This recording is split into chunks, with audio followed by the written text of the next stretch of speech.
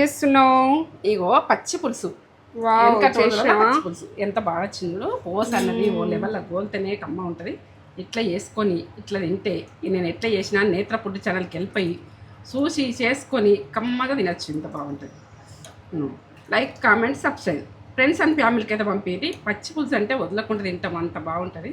ఇక మనం ఎండాకాలం కదా, ఇట్లా పప్పు చేసుకున్నా, చికెన్ ఫ్రై చేసుకున్నా, మనకైతే చికెన్ ఫ్రై ఉండి పచ్చి పులుసు ఒక కన్ను ఉంటుంది. చూడండి, చూసి చేసుకోండి నేను ఎట్లా చేసిన అన్నది.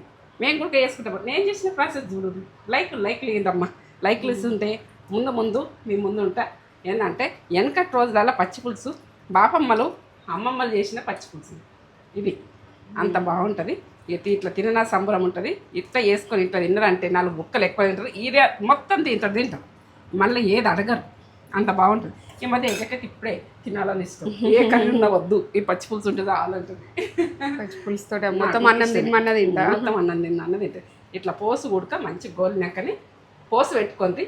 ఇక మేమైతే తెలంగాణ పోసు అంటాం, కానీ ఎక్కడ సైడ్ అయినా అంటారు కావచ్చు. నేను తెలంగాణ అంటే తెలంగాణ విషయం అని అంటున్నామని మీరు అనుకోకుండ్రి.